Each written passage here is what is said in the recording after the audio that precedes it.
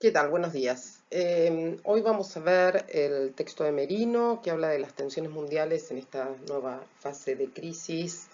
del orden mundial. Nos vamos a ubicar entre el texto de Juncker, que vimos la semana pasada, que hablaba de la reformulación del modelo centro-periferia y la transnacionalización, es decir, cómo aplicar un nuevo eh, análisis o una reformulación de las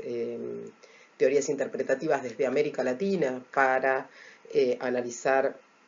esta nueva etapa del capitalismo, esto que yo les había puesto, el capitalismo oligopólico tecnoindustrial en su nueva etapa de organización transnacional. Merino analiza una nueva fase de crisis de orden mundial y las perspectivas que hay para América Latina de integración en base a dos perspectivas, una perspectiva que él interpreta como de conformación de bloques abiertos al comercio internacional y una perspectiva que es que él interpreta como más cerrada y más autónoma de conformación de bloques interregionales en América Latina que se fortalezcan en su autonomía para su integración en el mercado mundial. El escrito es del 2016 y digamos, la velocidad de las transformaciones mundiales y para América Latina son vertiginosas. Por lo tanto, algunas de las cuestiones que él está analizando acá ya cambiaron. eh, pero sí podemos ir analizando las tendencias y, bueno, esa es la propuesta. Además, bueno, esto se va a complementar, es decir, esta semana vemos este material, la semana que viene nosotros desde los teóricos nos juntamos con la perspectiva de prácticos porque entramos a analizar desde los textos de Maristela Svampa de la sociedad excluyente, el capítulo 1 y 2, empezamos a analizar la situación en Argentina, las consecuencias del neoliberalismo para la Argentina, y las consecuencias en la transformación de las clases. Eso nos va a llevar, es decir, lo que es la mutación argentina a partir del neoliberalismo en cuanto a una mutación estructural, y eso posteriormente nos va a llevar a analizar otros dos textos de Svampa que retoman, digamos, digamos, temas, debates para analizar América Latina, es decir, que cuando terminemos la unidad es que vamos a tener, digamos, el panorama de condicionamientos completos para entrar en las problemáticas. Bien, avanzamos entonces. Merino nos habla de este orden mundial, que entra en una fase de crisis, donde lo que él interpreta es que hay un enfrentamiento directo entre los bloques de poder central de lo que él denomina el norte global, es decir, de las potencias hegemónicas desarrolladas en lo que sería el centro, y los bloques de poder emergentes, que serían estas potencias que conforman lo que se conoció como los países emergentes y los países que conforman BRICS, que es Brasil, Rusia, India y China.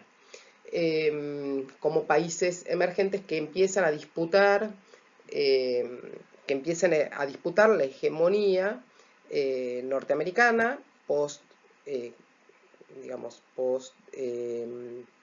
transformaciones estructurales dentro de lo que era la Unión Soviética, post proceso de balcanización de los países del este de Europa, que vimos la clase pasada, post desmembramiento de lo que era la antigua Unión Soviética, y lo que va a analizar es, bueno, dentro de las crisis cíclicas y recurrentes del capitalismo, va a analizar 6 momentos. Esto ustedes no lo tienen en la selección de material, donde específicamente retoma lo que ustedes tienen para leer, específicamente retoma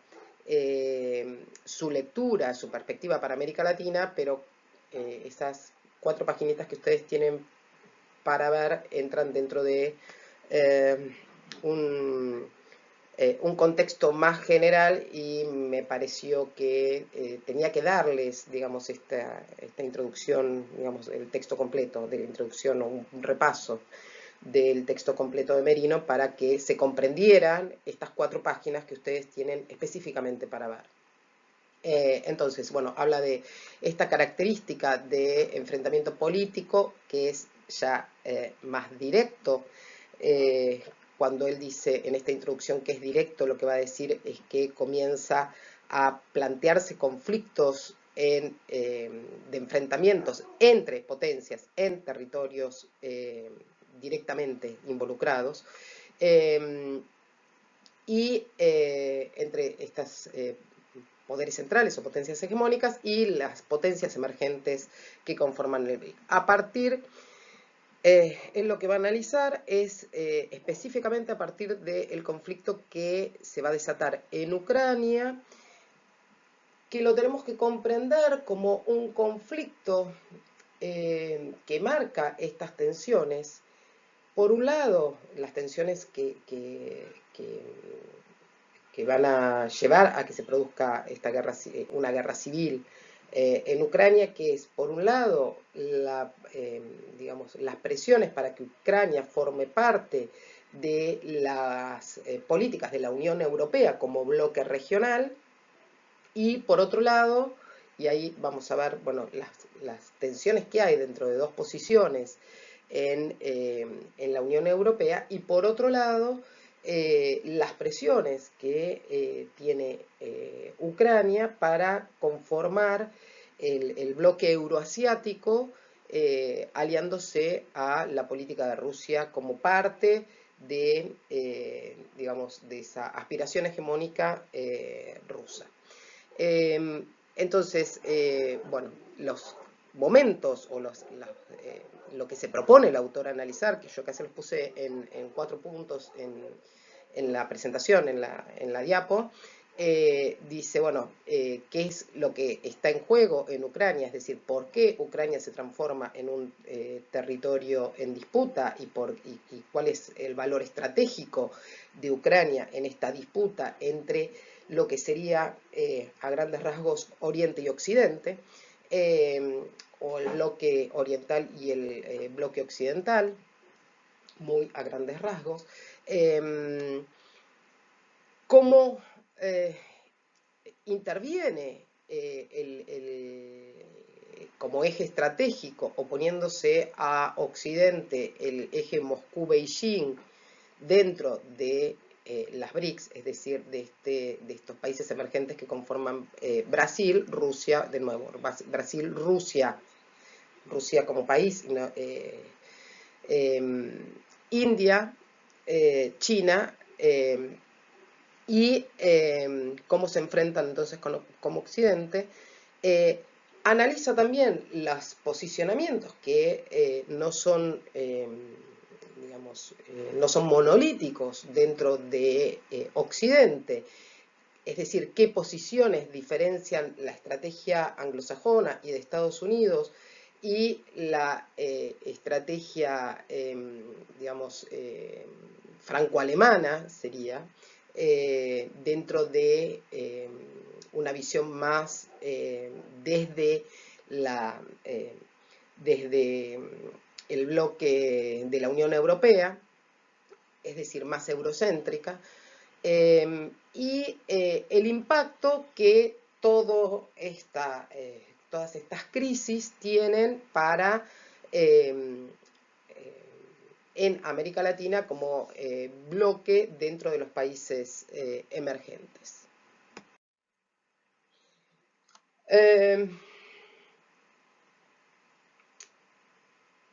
Un breve paréntesis para que se entienda todo esto. ¿Por qué? Porque a partir de el consenso de Washington, a partir de las políticas neoliberales, comienza a interpretarse dentro de la teoría social, digamos, comienza a hablarse de los efectos de la globalización, se empieza a debatir sobre, desde los 80 se empieza a debatir sobre qué es la globalización, sobre todo en los 90, y, digamos, desde la teoría social hay diferentes perspectivas respecto de cuándo se inicia la globalización y a qué se refiere con globalización, si es internacionalización económica, si incluye diferentes procesos. Entonces, bueno, ahí se plantean tres grandes líneas de debate. Una línea de debate que es la que sostiene Wallerstein y la que les aparece a ustedes en el texto de Rothman Romero al plantear el sistema mundo, que dice que esto se inicia con el capitalismo, pero fundamentalmente con el colonialismo que integra el sistema mundial capitalista y que entonces se remonta al siglo XVI, es decir, que lo que estamos viendo es una aceleración de procesos que ya vienen desde el siglo XVI. Otros autores que interpretan que no, que estamos en una nueva etapa que se da con el advenimiento de las empresas transnacionales, del capital transnacional, y, digamos, una tercera vertiente que lo que dice es que estamos en esta nueva etapa con la supresión de los tipos de cambio fijo, con el colapso del bloque oriental a partir del 89. Hay un autor que se llama Orlando Paradovaca que en realidad, digamos, sin entrar en esta discusión de si comenzó en el siglo XVI, si comenzó con las empresas transnacionales o si comienza a partir de, digamos, la Glasgow, la perestroika y la caída del muro de Berlín, dice que, bueno, que este proceso tiene actualmente tres características básicas, ¿sí? Que es multidimensional porque afecta a los diferentes órdenes de la vida social, es decir, todos los órdenes de la vida social y de la vida económica y política se ven afectados. Por ejemplo, la dimensión comunicacional, la dimensión, digamos, el ejemplo, digamos, que se puede marcar como hito es, digamos, la rebelión del subcomandante Marcos, digamos, comunicándose por internet enfrentando al Tratado de Libre Comercio, es decir, incluye dimensiones comunicacionales bueno, no importa. Dimensiones ecológicas, es decir, desastres ecológicos. Esto está bien explicado en un texto de Ulrich Beck. Por ejemplo, desastres ecológicos que suceden en una punta del planeta que tienen consecuencias en la otra punta del planeta, económicas, estornudan en China y tenemos, digamos, el resfrío acá, es una forma de decir, digo, toman, no sé, hay una crisis en Grecia y tiene efectos a nivel mundial, de organización del trabajo, por ejemplo, seguramente, a ver, digo como dimensión, seguramente los habrán llamado, no sé, por algún, para ofrecerles un celular o para conectarse, o para, ustedes habrán llamado para hablar sobre alguna compra, alguna tarjeta de crédito y los atendieron desde Colombia o desde otro lado del planeta, por más que, digamos, digamos, que estas relaciones de la organización del trabajo también aparecen como globalizadas, cuestiones culturales, ¿sí? Que producen implicación de culturas como, por ejemplo, no sé, en la música, el rap con lo árabe o con cuestiones asiáticas. Bueno, de organización de la sociedad civil, por ejemplo, los movimientos ambientalistas, por ejemplo, el efecto Greta sobre los movimientos verdes, etc. Entonces, bueno, a partir de ahí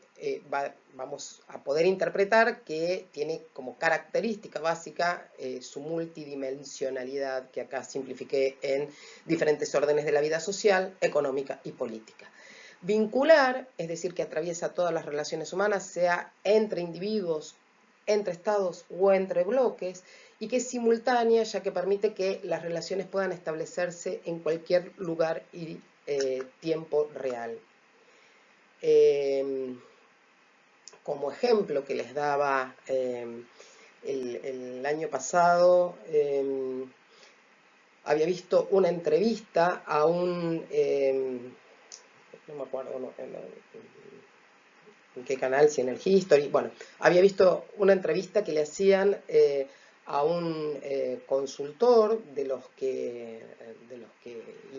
invierten o de los que manejan fondos de inversión en Wall Street, que se había trasladado a otro lugar de Estados Unidos, que ya no era Wall Street, digamos que se había trasladado, y en su casa había organizado toda su oficina. Y este hombre, cuestión que me llamó la atención, obviamente multimillonario, decía que se levantaba que se acostaba tipo, no sé, 3 de la mañana de allá, porque era cuando cerraba la bolsa de no sé dónde, y se levantaba a las 5 porque era cuando abría la bolsa de no sé otro dónde. Digamos, tenía todo conectado en su casa para poder estar tomando decisiones en ese sincrónicas, ¿sí? En tiempo real. Bien.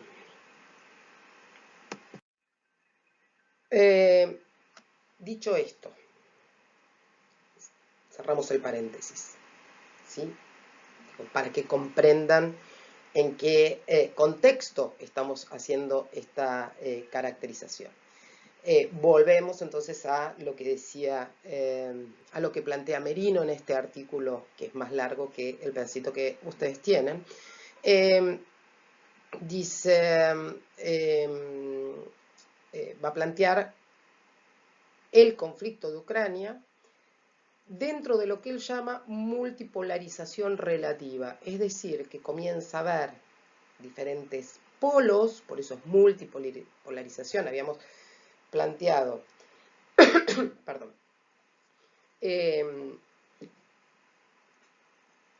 históricamente, desde que empezamos la materia, metrópolis hegemónicas, potencias hegemónicas, primero España, después Inglaterra, fundamentalmente, después cómo es desplazada por Estados Unidos, posterior a la Segunda Guerra Mundial, cómo se conforman dos bloques, es decir, es bipolar porque tiene dos bloques que se enfrentan. Luego de la caída de la Unión Soviética aparecía como potencia hegemónica Estados Unidos, pero comienzan a aparecer estos países emergentes, entre los cuales obviamente ocupa del lado oriental un lugar preponderante Rusia, y entonces comienza a haber diferentes potencias que disputan ese poder hegemónico, y por eso habla de una multipolarización relativa, ¿sí? Por eso va a decir que, bueno, que muchos autores y muchos, sobre todo dice desde el polo de poder angloamericano, caracterizan este momento como de nueva Guerra Fría, es decir, de nuevo enfrentamiento entre potencias. Y entre potencias emergentes o entre bloques emergentes. Cuando está analizando esta crisis, es decir, esta guerra civil en Ucrania, lo que va a decir es que la respuesta rusa, es decir, la presión rusa y la respuesta rusa, va a frustrar esos proyectos es decir, su intervención frustra todo lo que son los proyectos de gobernanza a nivel mundial bajo la impronta de que el capitalismo es o el capitalismo transnacional del siglo XXI es el único sistema posible. Es decir, comienza de nuevo a disputarse el discurso del neoliberalismo, ¿sí? Está Rusia, China, los poderes emergentes, entonces se oponen a subordinarse, digamos, a ese orden mundial regido por un sistema capitalista de tipo transnacional, que es lo que habíamos analizado con el trabajo de Zunkel, y disputan entonces el poder de estas potencias centrales. Es decir, que este enfrentamiento rompe con determinadas expectativas. Acá yo les traje una cita del Financial Times que dice: no hace tanto tiempo los políticos de Occidente asumieron que China y Rusia eventualmente decidirían que querían ser como nosotros. China se desarrollaría como un actor responsable en el orden internacional existente y Rusia, aunque con errores, vería su futuro en la integración con Europa. Sí, y Putin tomaron otra decisión. El mundo está despertando de los sueños posmodernos de la gobernanza mundial a otra época de gran competencia de poder. Es decir, en ese sentido es que la pretensión rusa o la interferencia rusa en la situación de Ucrania rompe, digamos, es como el jirón que rompe con esta expectativa de gobernanza mundial que se tenía desde Occidente. Hay dos autores centrales que tienen gran influencia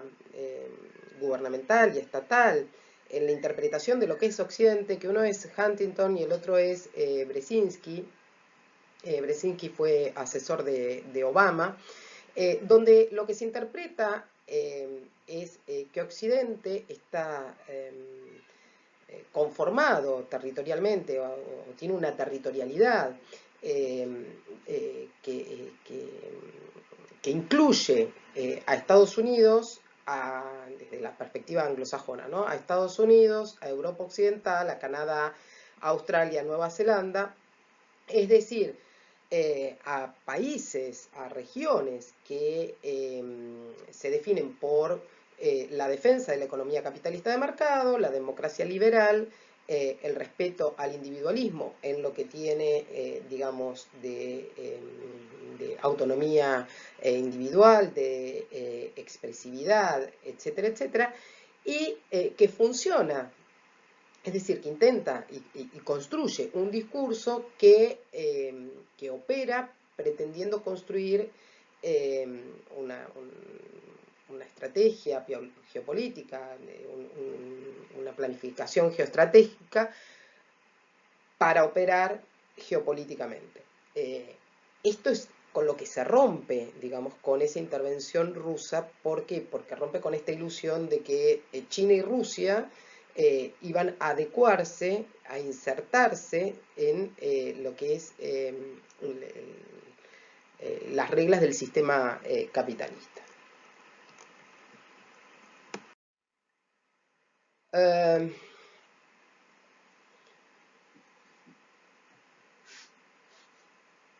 Merino nos propone también un análisis de lo que es desde, no solamente desde la perspectiva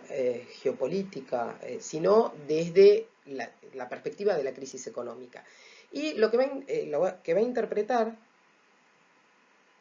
es que esta crisis fue atenuada en sus efectos desde el estallido de la crisis que se produce en el 2007 y va a ir siendo atenuada porque lo que crece es el endeudamiento global, ¿sí? Es decir, el endeudamiento pasó a representar se incrementó y pasó a representar un 286% del PBI mundial, nos dice Merino, y digamos, esta crisis está acompañada, además del endeudamiento, de un escaso o nulo crecimiento en todos los países, donde incluso en los países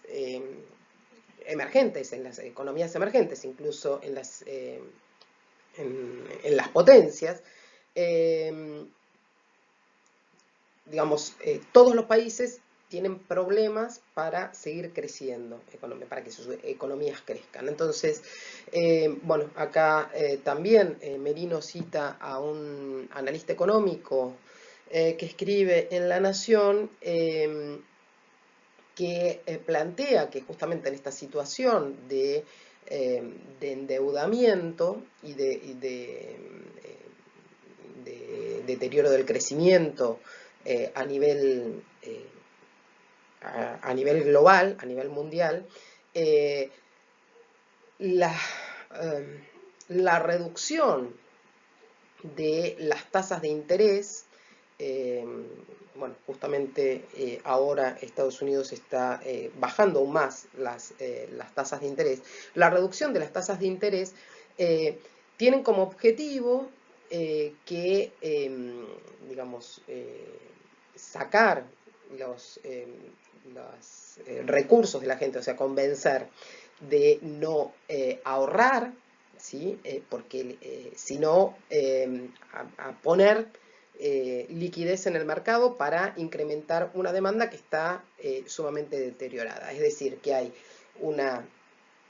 oferta que supera ampliamente la demanda.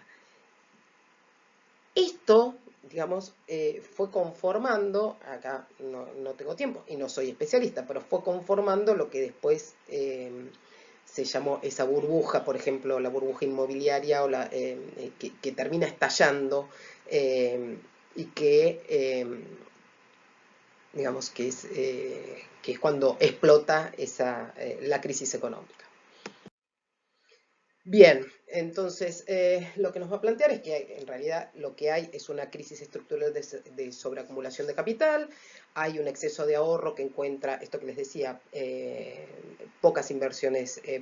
productivas, sigue habiendo una tendencia a la disminución de la tasa de rentabilidad y de ganancia en el capital, la oferta supera la demanda, y es, digamos, el capital financiero, este proceso de financiarización, como lo llama él, el que se utiliza para mantener funcionando el sistema capitalista. Y el límite, bueno, esto lo dije en la diapo anterior, se produce cuando estallan estas burbujas financieras, ¿sí? Que va a producir crisis en la banca internacional y en muchos países se van a ver más afectados por haberse endeudado mucho más. Bueno, las fuerzas, digamos, nos dice Merino, las fuerzas dominantes en Occidente pretenden imponer una nueva territorialidad político-estratégica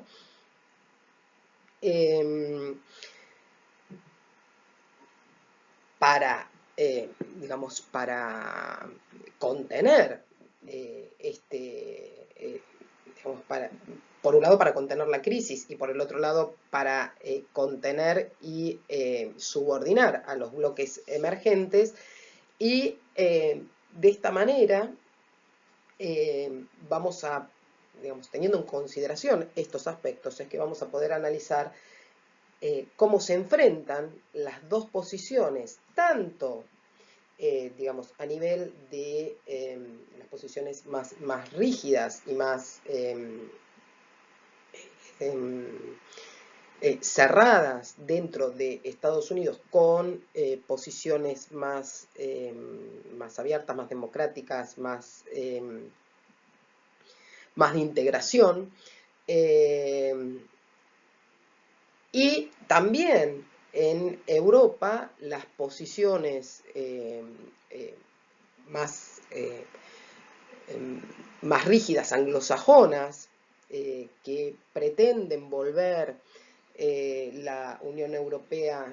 restringirla a sus aspectos de intercambio, de libre intercambio comercial, y la posición más continental europea, que sería la franco-alemana, de la mano de Merkel, que lo que pretende es, digamos, es otro tipo de integración del bloque europeo, considerando también a los países del este de Europa. Es decir, que vamos a encontrar enfrentamientos también dentro del bloque occidental, hacia dentro del bloque occidental y del bloque occidental y de Occidente con esta perspectiva de los países emergentes o del eje oriental.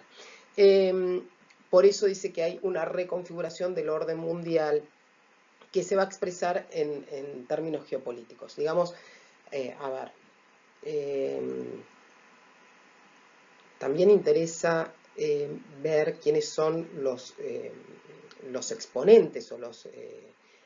decisores, digamos, de llevar adelante,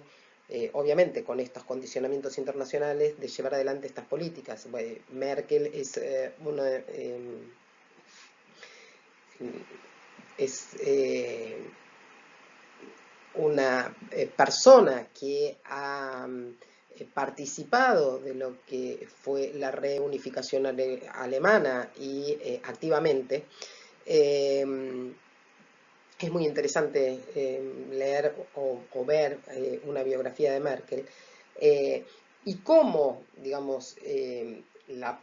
parte occidental de Alemania asume el costo, digo, costo económico, costo social, costo político de fortalecer a Alemania Oriental para producir esa unificación. Y por lo tanto, digamos, esa perspectiva, no digo que sea de manera automática, pero digamos, desde esa perspectiva se puede comprender que tenga una perspectiva diferente sobre el costo que debe de asumir Europa para incluir justamente países países de Europa del Este, que antes conformaban, dentro del bloque regional, que antes conformaban, estaban bajo la influencia de la Unión Soviética. Y por lo tanto hay una visión diferente respecto de la responsabilidad y los costos, con lo que también se ve en la política o en su perspectiva respecto de la recepción de refugiados. Bien.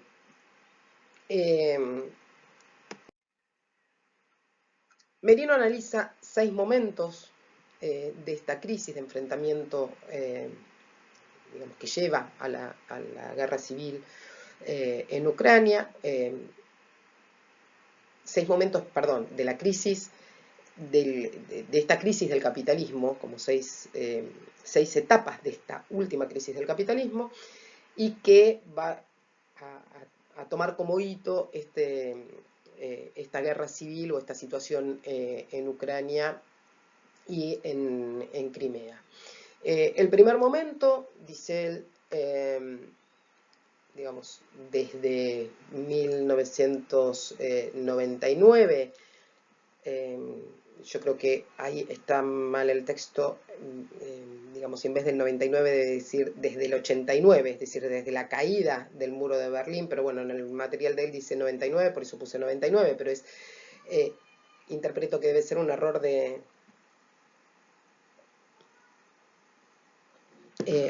tipeo. Desde el 89 hasta el 11S, hasta el 11 de septiembre, hasta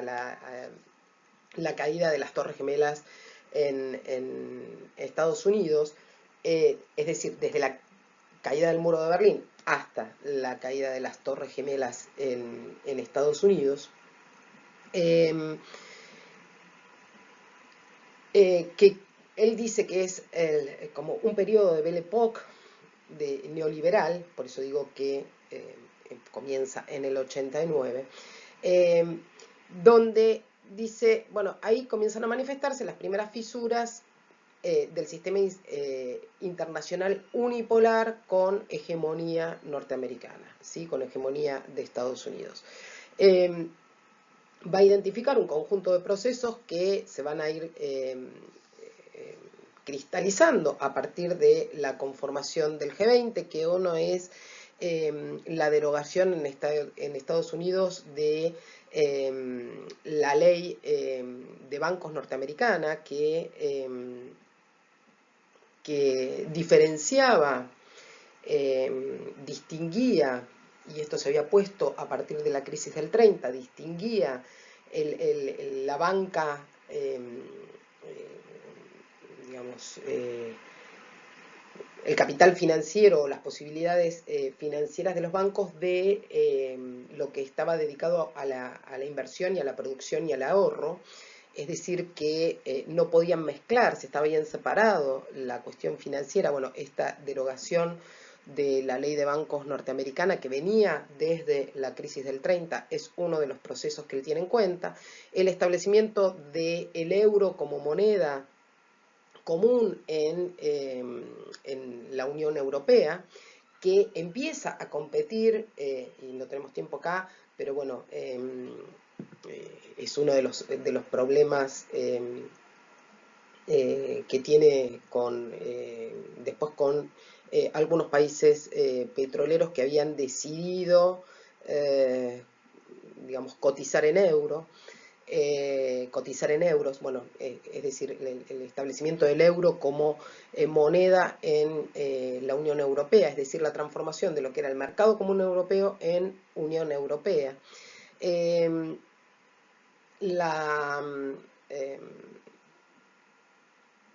Digamos, la asunción de Putin en Rusia, que digamos, viene del ala más pro recuperación de la Unión Soviética, digamos, es decir, pro aspiraciones imperialistas, hegemónicas.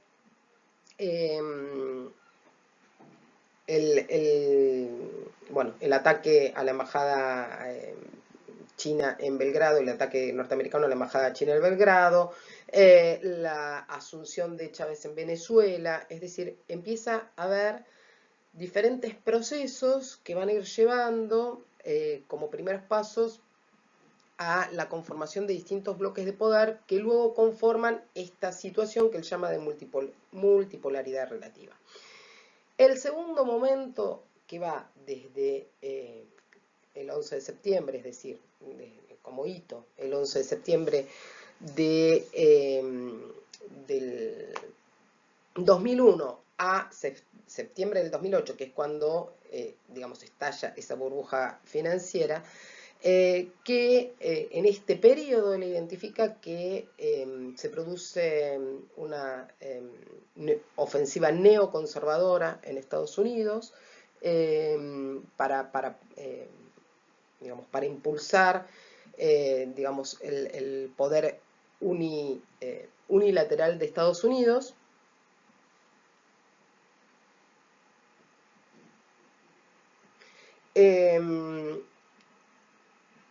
Y profundizar esto que él llama el keynesianismo militar y la guerra civilizatoria, ¿no? Fundamentalmente en la persecución del terrorismo o esta idea de implementar la persecución del terrorismo a nivel internacional como consecuencia de la caída de las Torres Gemelas y digamos, destruir cualquier amenaza que atente contra el poder de Estados Unidos en su territorio o en esa territorialidad que habíamos definido como Occidente. El tercer momento, que identifica desde diciembre del 2008 a noviembre del 2009, bueno, es cuando aparece esa crisis financiera global,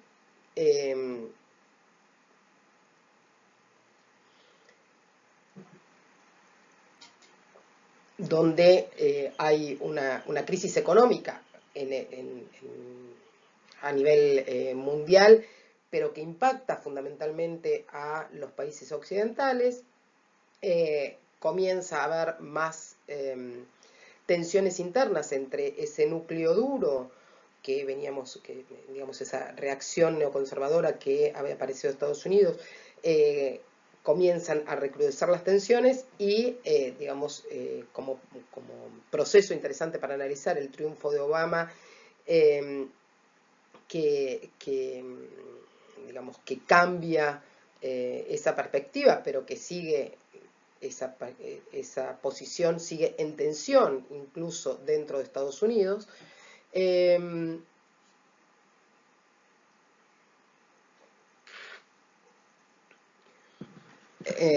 Digamos, entonces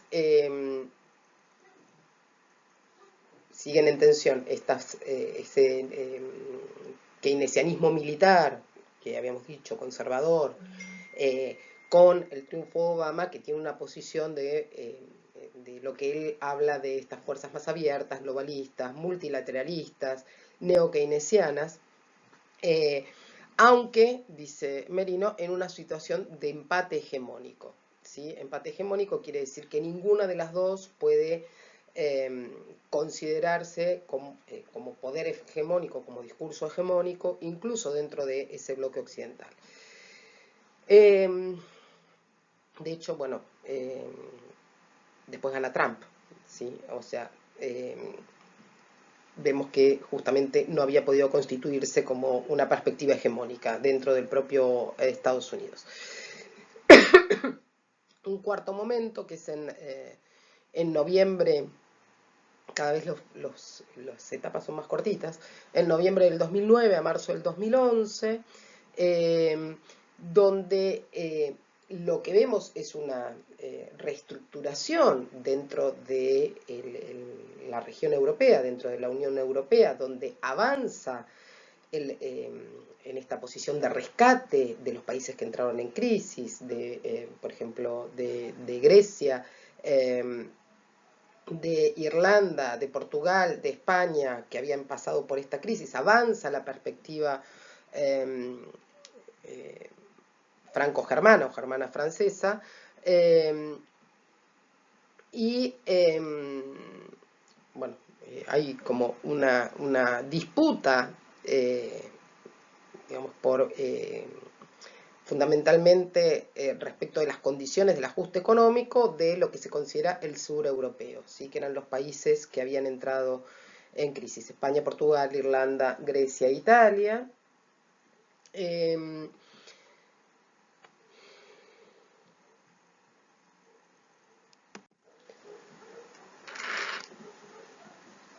Bueno, y en este momento es cuando se reactualiza ese enfrentamiento entre las dos posiciones dentro de la Unión Europea, esta que les había comentado en la diapo anterior, es decir, la posición bajo el protagonismo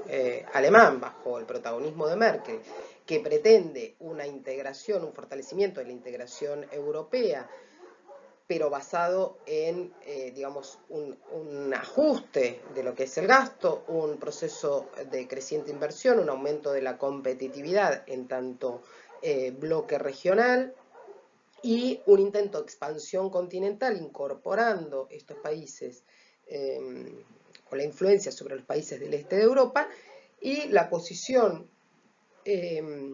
digamos, extracontinental europea, fundamentalmente llevada adelante por Inglaterra, que plantea, pero no únicamente, que plantea una Europa sin euro. Vieron que en Inglaterra nunca adhirió al euro como única moneda, sino que mantuvo la libra. Una Europa sin euro, ni con pretensión de bloque continental, sino como zona de libre comercio, es decir, como mercado común europeo, como funcionaba antes, ligado a Londres, bueno, digo, este texto es anterior al Brexit, ¿no? Pero esto termina, digamos, este enfrentamiento termina con, a mi criterio, ese desastroso, esto es opinión personal, ay, no me sale el nombre, ese desastroso plebiscito mal manejado en Inglaterra que lleva a la separación de Inglaterra de la Unión Europea, a esto que se conoce como Brexit. Es decir, que comienza a desmembrarse, aunque en este texto no aparezca, pero comienza a desmembrarse esa posibilidad que había logrado mantener, que había nacido como mercado común europeo, pero que en realidad se había ido fortaleciendo y había logrado mantener la paz europea luego de dos guerras, ¿sí? Que digamos Europa fue la que más sufre las dos guerras y esa unificación bajo determinados criterios, bajo determinado marco regulatorio que había logrado constituir un bloque regional y que, digamos, desde la perspectiva germana pensaba ampliar ese bloque regional con la incorporación de otros países que antes estaban a Occidente, que antes estaban bajo la influencia de la Unión Soviética, había logrado mantener una relativa pacificación dentro de lo que es Europa continental, luego de lo que fueron las dos guerras, que fueron dos catástrofes, ¿sí? A nivel mundial, pero con, digamos, consecuencias mucho más cruentas en el propio territorio.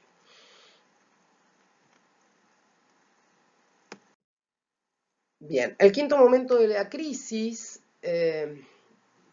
que marca Merino comienza en marzo del 2011 con la guerra civil de Siria, de Libia, todo lo que se conoce como la primavera árabe, que alentó, digamos, alentó a la perspectiva occidental, fue vista, fue interpretada como una señal de avance de esta perspectiva de libre mercado, de democracia liberal, de respeto de digamos, de esta identidad o este discurso de identidad, de construcción de identidad occidental, había sido interpretado como la posibilidad de avanzar sobre determinados regímenes, como el de Muammar Gaddafi en Libia y el de al-Assad en Siria,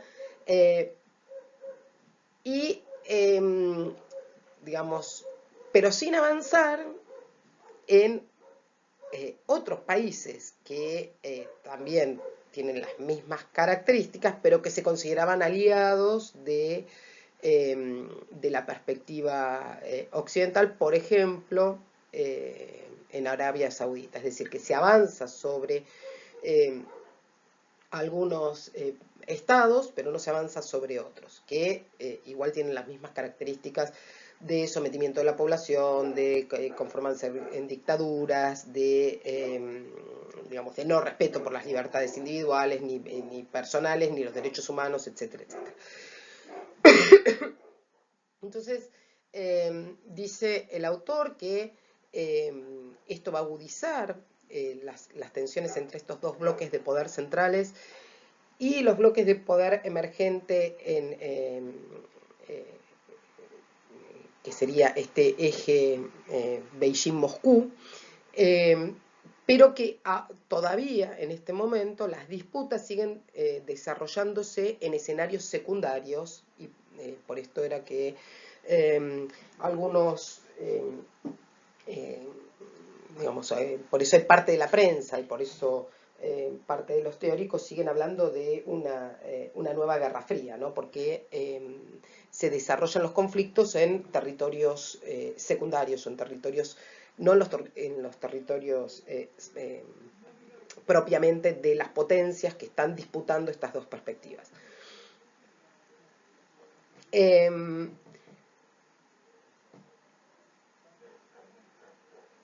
A ver, en este momento encontramos, digamos, diferentes alineamientos. Por un lado, China, Rusia e Irán, junto con el bloque Mercosur-ALBA, que, digamos, que van a intentar ir conformando una alianza y que sienten la presión en ambas regiones. Y por el otro lado, la Alianza del Pacífico, como alianza estratégica para América Latina,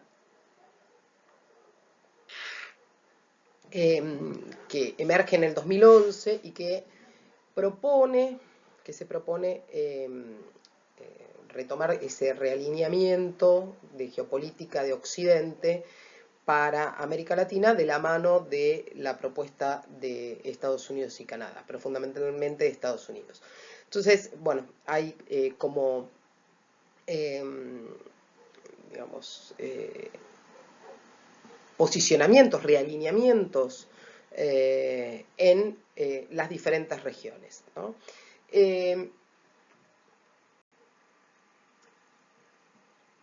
Bueno, el enfrentamiento que, digamos, el freno a este enfrentamiento sobre territorios secundarios con la intervención de Rusia en Siria es como que prepara el camino para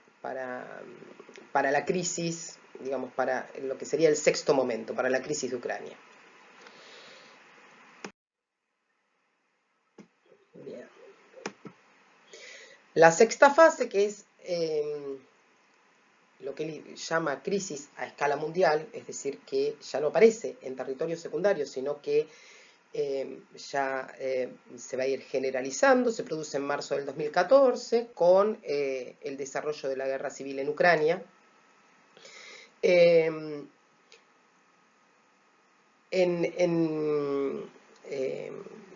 Ucrania se produce un golpe pro-occidental, es decir, que veía con buenos ojos, digamos, que iban a derrotar a Yanukovych y iba a ver con buenos ojos la alianza con Occidente. Y este golpe pro-occidental se va a dar porque el gobierno de Yanukovych había rechazado la propuesta de acercamiento o de incorporación a la Unión Europea. Entonces, bueno, Ucrania sufre las presiones desde el bloque occidental y desde Rusia, que digamos, convoca a digamos, a la población o a las fuerzas prorrusas dentro de territorio ucraniano para reconquistar el poder formal dentro de Ucrania y digamos, para llevar adelante un referéndum dentro del territorio ucraniano. Bueno, esto lleva a un enfrentamiento de la población, a una guerra civil, que tiene como escenario principal la península de Crimea.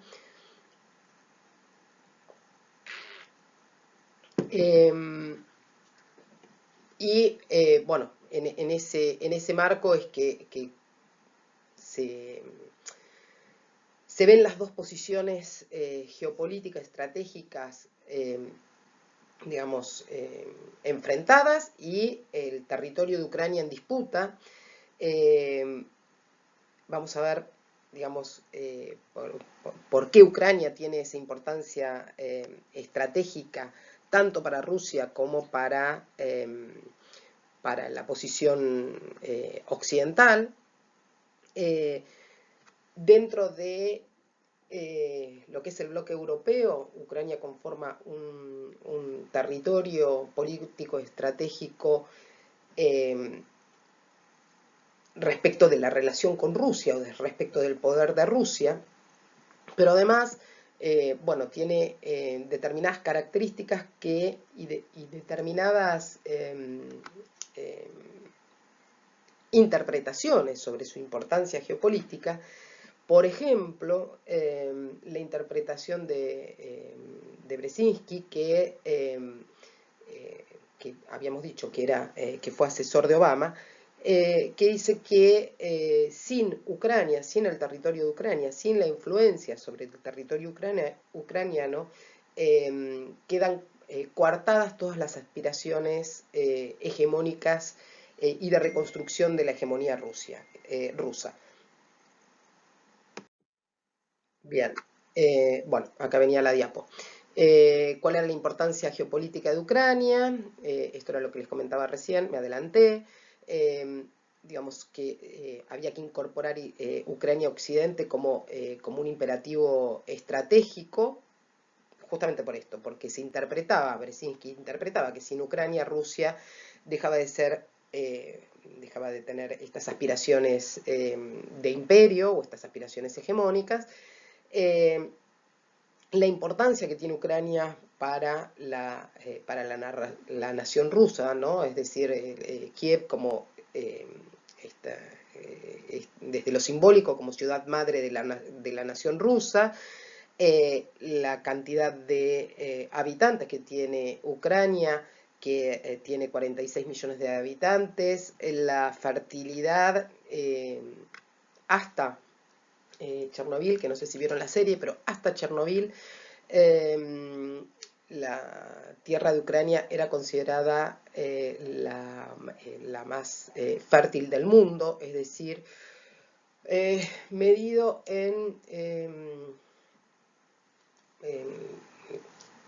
no sé cómo se dice, pero digamos la profundidad, la cantidad la profundidad de la capa de humus, ahí está, ahí me salió, en territorio ucraniano era la más grande del mundo, seguido por, y acá chachán, guarda, porque por ahí seguimos en la mira, seguido por el triángulo que conforma la ruta 226, o sea, el triángulo papero de la zona de Mar del Plata, Otamendi, digamos, por esa zona que en cantidad, grosor de humus era la que venía después de ese territorio. Bueno, pero bueno, entonces, la fertilidad y extensión de las tierras, el desarrollo de las industrias en el este de Ucrania y el desarrollo de la industria naval en la península de Crimea, bueno, el control de lo que es el Mar Negro, digamos, y que Ucrania o la península de Crimea se pudieran convertir en un punto estratégico para la OTAN. Bueno, y no sé si me olvidé de algo. Bueno, la política así de antimisiles, esto de que sea un punto estratégico para la OTAN. Eso sería la importancia geopolítica, tanto para Occidente como para el bloque oriental o el bloque Beijing-Moscú de Ucrania, pero fundamentalmente para las aspiraciones rusas. Bien, ¿cómo se produce esta guerra civil? Bueno, se produce esta guerra civil, hay un nuevo presidente. Ese nuevo presidente tiene como una posición medio indefinida. Se mantiene, digamos, o aparenta mantenerse neutral, pero tiene una tendencia a una alianza con Occidente. De los dos lados está esta presión, entonces, desde Rusia y desde Estados Unidos, que lleva a profundizar la guerra civil, y esto, digamos, como que entra en, digamos, el hito es el derribo del avión en plena zona de conflicto, ¿no? Entonces, lo que sería el bloque global angloamericano legitima las medidas, las medidas económicas que toma, el aumento de las sanciones, las posibles, digamos, este derribo trae legitimidad a la posición sobre incremento de las sanciones de tipo económica, posibilidad de intervención militar directa, etcétera, etcétera. Entonces, esto tuerce, digamos, la postura que era más de integración y más de incorporación, que era la del lado francés germano, en lo que es la Unión Europea, en lo que es con respecto a la posición que tenían respecto de Rusia. Es decir, con ese interés de ir incorporando el este de Europa bajo la hegemonía occidental, pero desde una perspectiva de integración y no de confrontación. Bien. Meriano entonces, aparte de explicarnos esta posición estratégica de Ucrania, lo que nos va a plantear es cómo hay una doble dependencia entre, digamos, Occidente o entre Europa y Rusia, ¿no? Por un lado, Europa necesita del gas y del petróleo ruso, y por otra parte, Rusia necesita para sus exportaciones, para su desarrollo, exportar digamos, al territorio europeo. Entonces, digamos, hay como una doble dependencia, no sería una doble dependencia, una mutua dependencia entre Rusia y Europa. Entonces, digamos, esta doble dependencia o esta presión es lo que lleva a la aceleración de la extracción de shale oil y de shale gas, es decir, la extracción no con métodos tradicionales de extracción de gas y de petróleo, sino mediante el fracking, que cada vez es mayor en Estados Unidos justamente para su autoabastecimiento de hidrocarburos, pero además para garantizar el abastecimiento digamos, de Europa y desplazar a Rusia digamos, desplazar a Rusia y que Europa no dependa más de ese abastecimiento ruso para sus, digamos, de gas y de petróleo. Bien.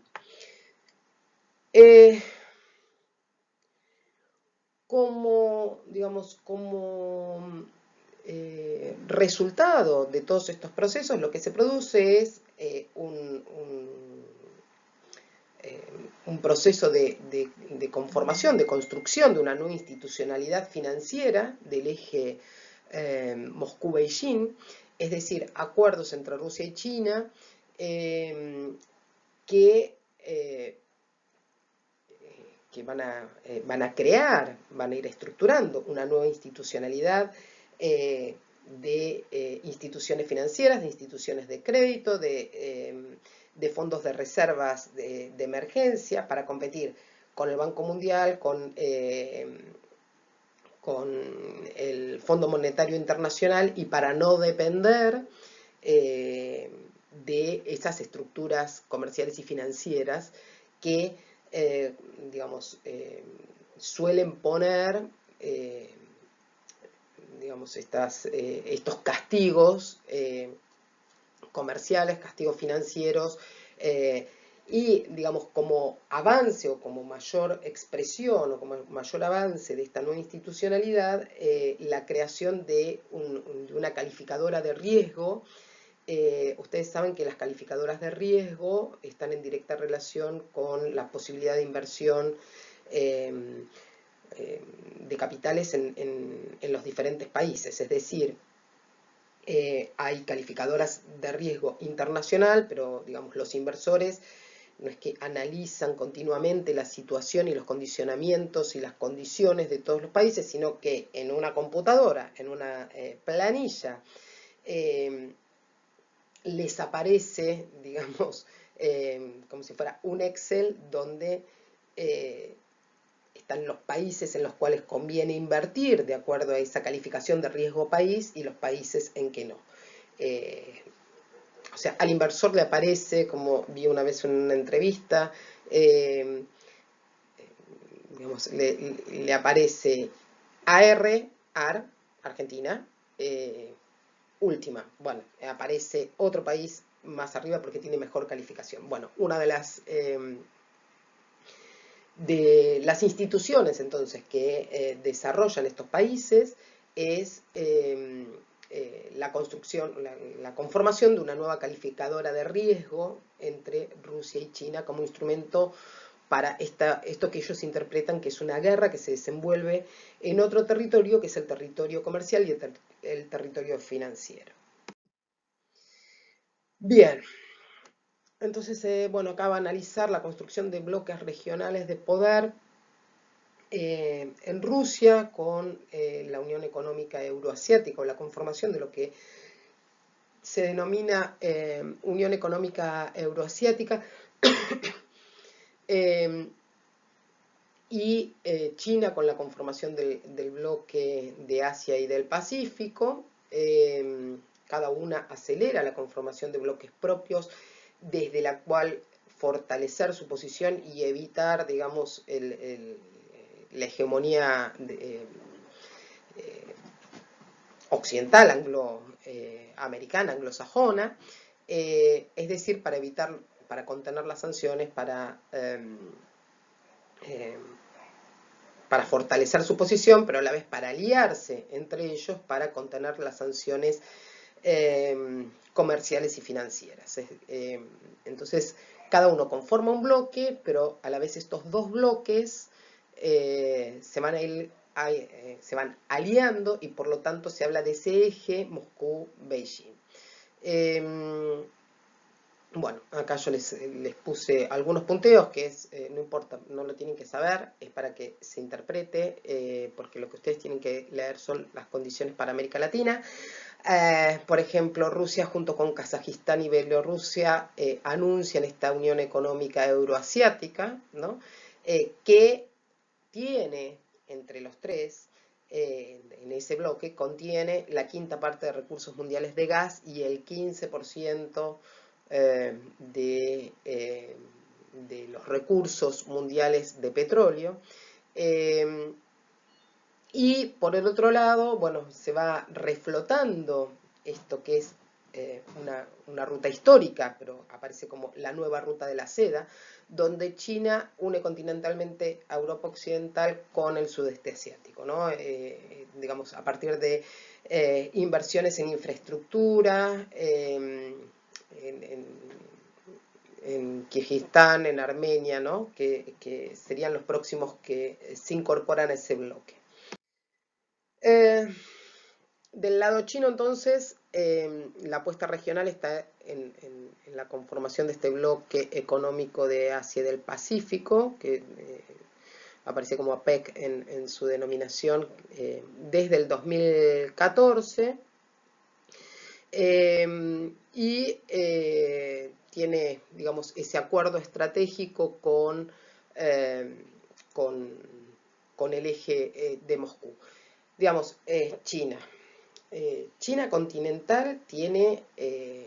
digamos, condiciones y características por extensión, por cantidad de población, por cantidad de recursos de constituirse en un polo, digamos, sola. fundamentalmente porque gran parte de la deuda del Tesoro de Estados Unidos está, digamos, está en manos de China. Entonces, solita, digamos, podría constituirse en un único, en un unibloque, digamos, con sus propias características, digamos, con sus propias características de heterogeneidad, de suma heterogeneidad poblacional y territorial. Piensen que en China conviven 52 etnias. No, no hay, digamos, no hay tiempo, pero piensen si hablábamos al principio en la primera clase, si hablábamos de cómo se produce la colonización interna en España entre poquitas regiones, poquitas digo, comparado con las 52 etnias que conviven en China, piensen cómo es ese proceso de conformación del Estado chino, de colonización interna y de sometimiento interno de 52 etnias, ¿sí? Bien, entonces, digamos, China es un país que tiene condiciones de transformarse por su organización política y por su conformación de Estado y por sus características, y porque tiene parte de la deuda de Estados Unidos está en manos chinas, tiene posibilidades solita de convertirse en una única potencia hegemónica. De hecho, bueno, cuando veamos en el texto de Svampa, cuando veamos las características de la neodependencia en América Latina a partir de la relación con China, vamos a ver que, digamos, vamos a ver características de inversión y de relación que nos van a retrotraer a las formas de implementar la relación de lo que vimos del neocolonialismo inglés, británico. Bien, bueno, el banco de inversiones, bueno, les decía, dentro de la institucionalidad china, esperen que prenda una luz porque me quedé a oscuras. Dentro de la neoinstitucionalidad china, entonces, lo que tenemos es una propuesta del Banco Asiático de Inversión en Infraestructura, que es el que va a intervenir ofreciendo créditos, estos yuans que se ofrecen a, por ejemplo, los países latinoamericanos. Esto va a llevar a un avance económico de China en el mundo, ¿no? La adquisición de empresas en el extranjero, inversiones en áreas críticas, por eso les decía similar a cuando analizamos el neocolonialismo inglés, es decir, inversiones en infraestructura, experiencias vinculadas fundamentalmente a la producción energética y a la producción de alimentos que necesita para su población. Fíjense, bueno, toda la discusión que hay ahora en las redes sociales, en los movimientos ambientalistas en Argentina por supuesto acuerdo o este acuerdo de instalación de criaderos de cerdo, no me acuerdo qué millonada de cerdos que se iban a producir en Argentina para en este convenio con China, ¿no? Es decir, Argentina como lugar donde van a instalar estos criaderos para, para China, digamos. La internacionalización del yuan que digamos que también genera algunos riesgos en lo que es digamos, riesgos en el sentido de cambios rotundos en lo que es la economía mundial y la participación de los demás países en la economía mundial. Y digamos, el desarrollo y el avance del desarrollo tecnológico, fundamentalmente de nuevas tecnologías de comunicación y de servicios, digamos, de conocimiento intensivos, de nuevas inteligencias, de inteligencias artificiales que compiten, ¿sí?, con los productores tradicionales de Estados Unidos, Europa Occidental, Japón, etcétera, etcétera. Bien, frente a esto, ¿cuál es la posición de Occidente? Por lo menos la posición de Occidente hasta Obama.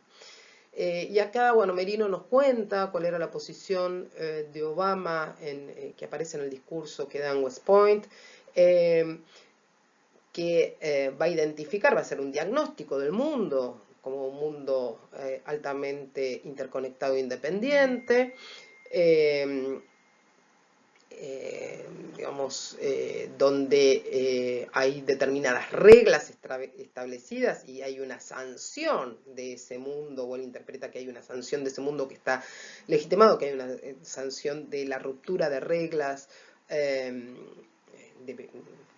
cuando se rompen esas reglas deben ser sancionadas, pero mediante sanción económica y no bajo una respuesta militar tradicional, es decir, no el keynesianismo militar de la posición más conservadora, sino esta posición globalista que tiene, dice que hay otras formas que tienen que ver con esas sanciones económico-financieras. Y la utilización de la negociación y la diplomacia. El enfrentamiento, en los enfrentamientos, entonces, estas sanciones económicas financieras aparecen como centrales en esa posición. Interpreta que Rusia pagó ampliamente digamos, su intervención en Ucrania y Crimea, y que esto llevó a que se deteriorara su moneda para tratar de sostenerla en este conflicto, y que le produjo un deterioro económico que por lo tanto no hace falta, entonces vuelvo a repetir, esa intervención militar directa, y que entonces en lugar de enfrentar a Rusia en el plano militar, el enfrentamiento donde Rusia está fortalecida, sigue fortalecida, sobre todo por su alianza con otros países que tienen potencialidad nuclear, que tienen, digamos, desarrollo nuclear. Entonces dice que, bueno, que lo que hay que implementar son tipos de sanciones que impactan mucho más donde es el adversario, en este caso Rusia, es más débil. Bien, ¿cuáles son las consecuencias entonces, o cómo afecta todo esto, cómo afectó todo esto a América Latina? Dice, bueno, va a caracterizar esta etapa en palabras de Sader, que dice que hay una etapa post-neoliberal de ruptura con el consenso de Washington y con el programa que implicaba el ajuste del Estado, las privatizaciones, la flexibilización laboral y la apertura externa. Esto lo vamos a retomar entonces cuando veamos los materiales de Svampa, que habla del paso de lo que ella interpreta como el consenso de Washington al consenso de las commodities. Por eso les decía que, digamos, esta clase va a ser un continuará, porque seguimos, vamos a terminar de redondear la unidad en la última clase. Entonces, bueno, en esta transición lo que encontramos es una convergencia entre proyectos desarrollistas o neodesarrollistas, nacionalistas, populares, anticapitalistas, o lo que él dice de los denominados socialismos del siglo XXI, en oposición a ese proyecto neoliberal. Es decir, que hay un enfrentamiento de posiciones y de proyectos posibles para América Latina entre el proyecto neoliberal y estos proyectos neodesarrollistas o nacionalistas, populares, anticapitalistas, esto que engloba entonces dentro del socialismo del siglo XXI, y que van a plantear otras formas de integración regional que no son las planteadas tradicionalmente desde el consenso de Washington con, digamos, la regulación de mercado o con la matriz mercadocéntrica, con el ajuste del Estado, con las privatizaciones, con la flexibilización. Entonces, en términos de lo que es la integración regional, va a analizar esta etapa de regionalismo post-neoliberal o post-liberal, donde lo que se ve es diferentes estrategias de los estados para ir acumulando poder regional, es decir, para ir conformando bloques regionales que vienen desde las primeras conversaciones previas al Mercosur, para producir integración política, social y complementación productiva entre los países de la región de América Latina y, digamos, la emergencia de un regionalismo desarrollista o neodesarrollista frente a un regionalismo liberal o de la libre concurrencia o de la libre competencia y manejado por digamos, esa matriz mercadocéntrica, perdón. Bien, por eso habla del enfrentamiento, un proyecto de lo que él interpreta como regionalismo autónomo, que en palabras del autor llega en febrero del 2010 con la constitución de la Comunidad de Estados Latinoamericanos y Caribeños, que es la CELAC, con los acuerdos estratégicos con China y con Rusia, es decir, la unión ALBA-Mercosur y el eje Moscú-Beijing, con los acuerdos entre los países que conforman BRICS en la cumbre de Fortaleza, que se da en Fortaleza en Brasil en el 2014 para construir esa nueva arquitectura, esa nueva institucionalidad financiera mundial, con la profundización de acuerdos de inversión que se hacen con Rusia y con China en estos países que conforman el ALBA y el Mercosur, es decir, la Alianza Bolivariana y los países del Mercosur. Y, digamos, él va a decir que este regionalismo autónomo en realidad corre riesgo de que,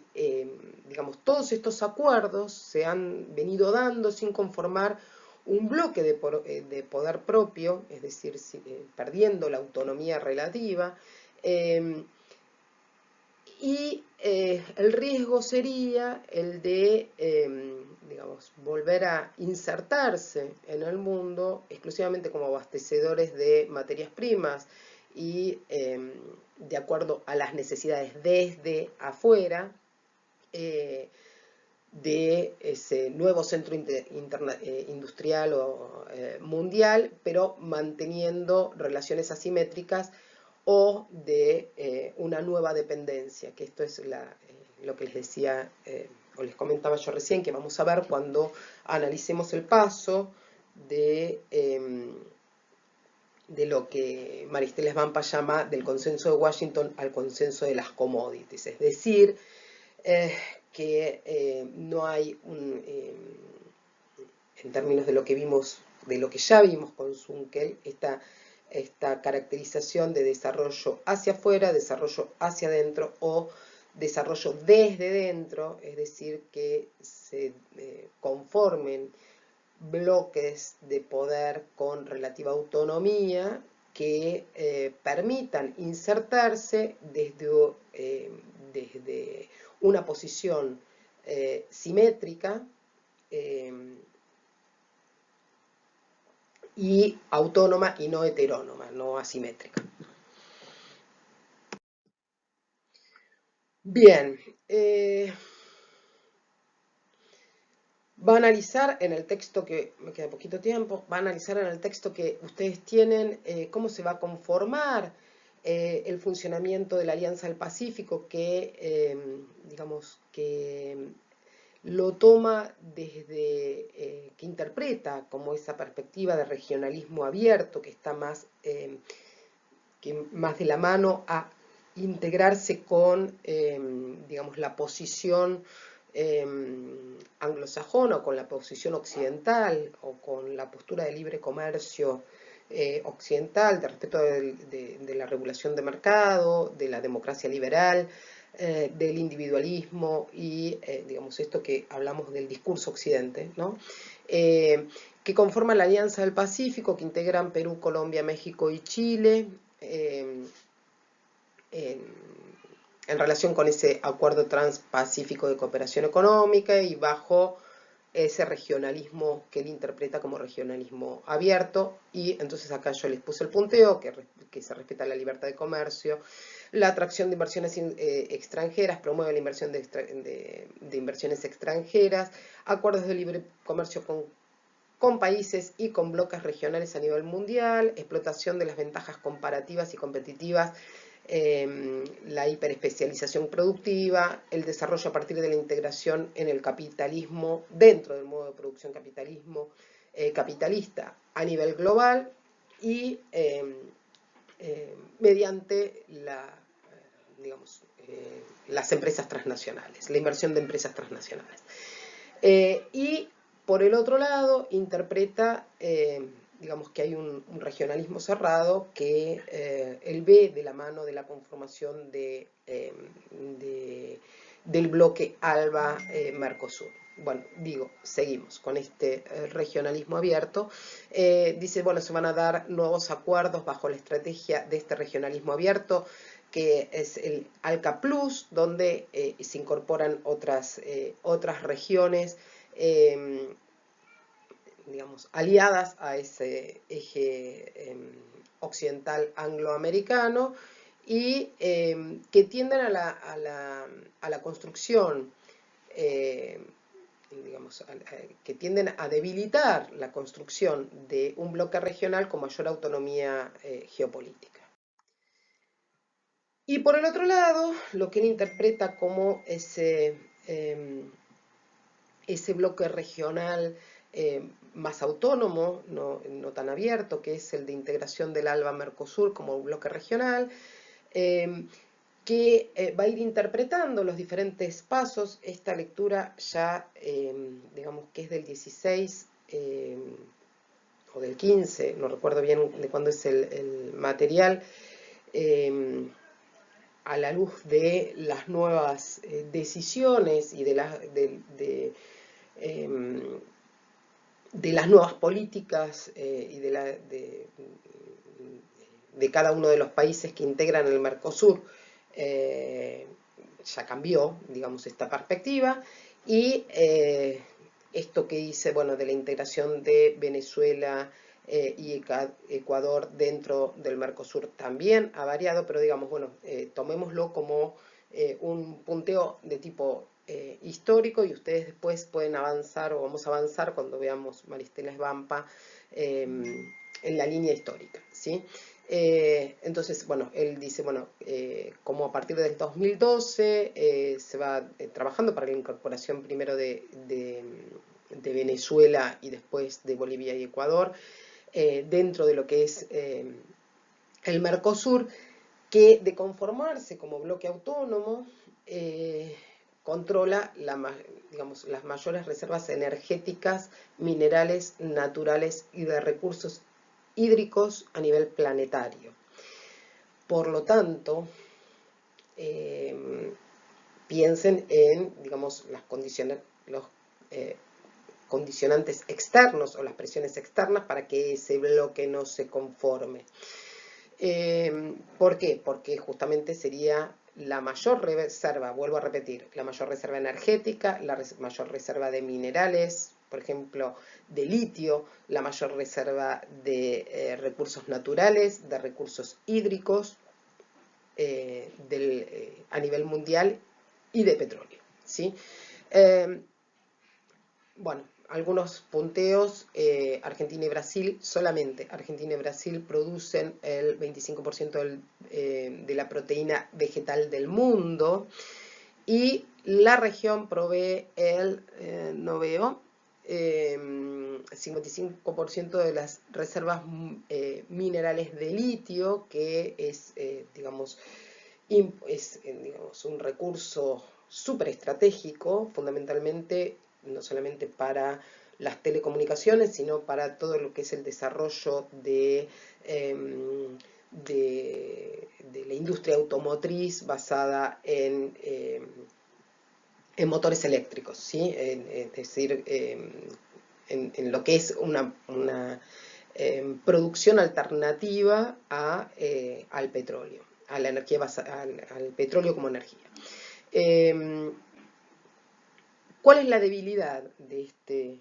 bloque regional? Bueno, que todavía no se resuelven los problemas que tienen de complementación, de complementariedad productiva. Hay una, digamos, poca... hay una debilidad de su producción de valor, de valor agregado. Hay una debilidad en cuanto al desarrollo de núcleos productivos tecnológicos de tipo estratégico, por ejemplo, para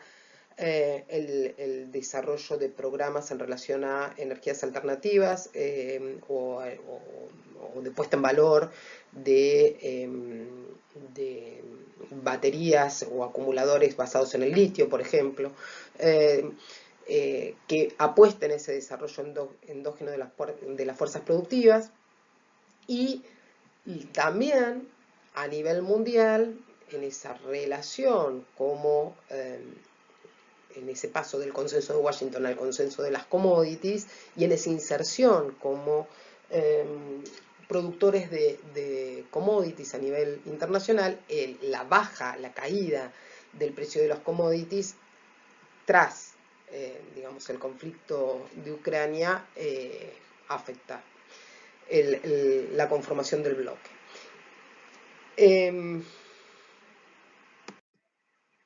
Bien,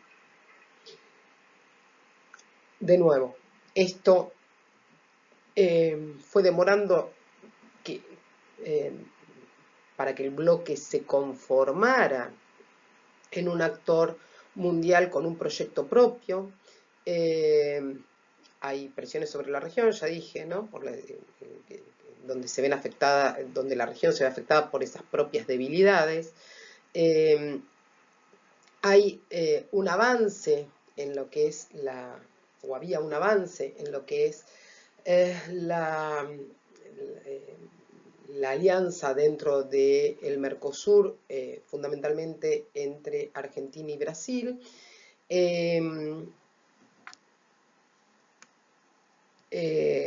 Bueno, el autor analiza como una amenaza esas fuerzas dentro de Argentina y Brasil que pretendían integrarse a la Alianza del Pacífico, ¿sí? Es decir, de realinearse con la postura de Occidente. Esto finalmente, digamos, no prosperó. Lo que siguió, que ahora también se cortó, pero lo que había seguido es una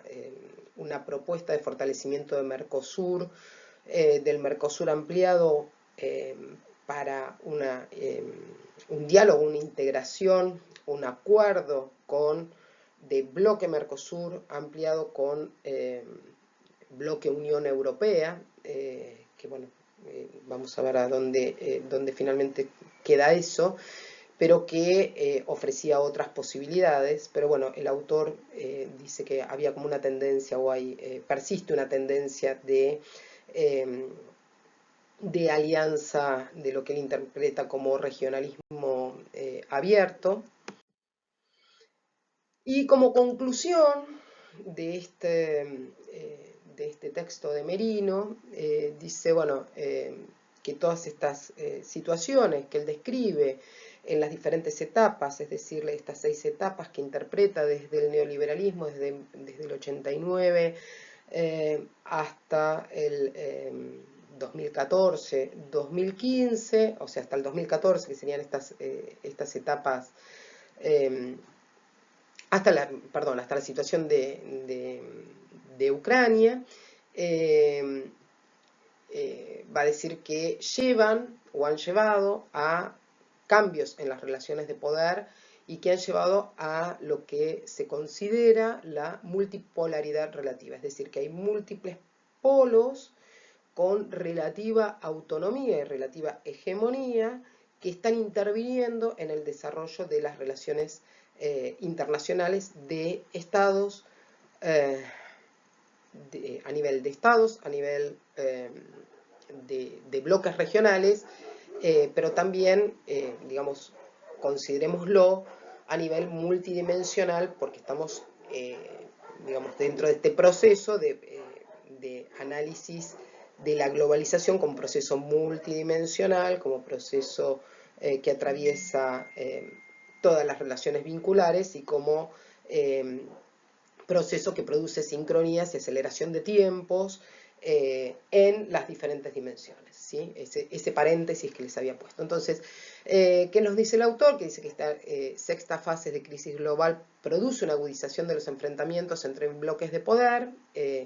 que entre los bloques centrales y los bloques emergentes se produce un enfrentamiento fundamentalmente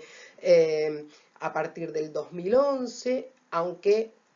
ya existían, digamos, procesos, ya existían señales, ya existían fragmentaciones previas, ¿no? Que había matices y tensiones, y que dichos enfrentamientos han pasado a ser directos y en escenarios principales, ¿sí? Como por ejemplo el enfrentamiento, la guerra civil en Ucrania, en la península de Crimea, el mar de China Meridional, y también en escenarios secundarios como por ejemplo en Siria o en otros países. Y dice, estos enfrentamientos van a tener como expresión la emergencia de una nueva institucionalidad internacional que va a influir en lo que son los acuerdos económicos, políticos, geopolíticos, estratégicos, etc. Que es la institucionalidad que estuvimos viendo que se fue desarrollando desde el eje Moscú-Beijing. A ver, bien. Entonces, a partir de esto, vuelvo a la introducción, hay un enfrentamiento entre regionalismos que priorizan el alineamiento con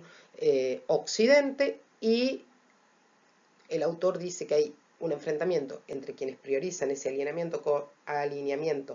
con Occidente y lo que él interpreta como un regionalismo autónomo que prioriza la construcción de un bloque regional y la alianza en el marco de las BRICS, es decir, en el marco de estos países emergentes, de nuevo Brasil, Rusia, India y China, ¿sí? Algo que también ya como que el panorama rápidamente se ha transformado respecto de estas afirmaciones que hace Merino.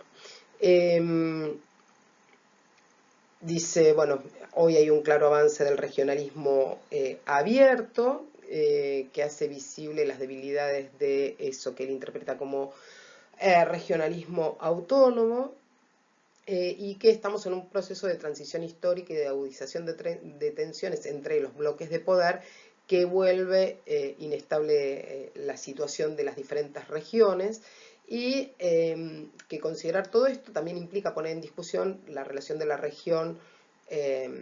con los distintos bloques de poder,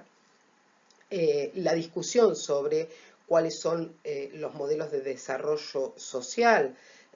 a nivel local y a nivel regional, cuáles serían la discusión o el debate sobre los modelos de integración en ese escenario multipolar, donde se produce esta multipolaridad que él denomina multipolaridad relativa, que está en creciente tensión. Bueno, y acá creo que cerramos la clase, perdón, se me fueron más minutos que que los que correspondían. De nuevo, si tienen dudas, me consultan en el campus, me consultan en el blog de la cátedra o por mail. Y en el próximo video comienzo contestando esas dudas que ustedes puedan tener. Bien, bien.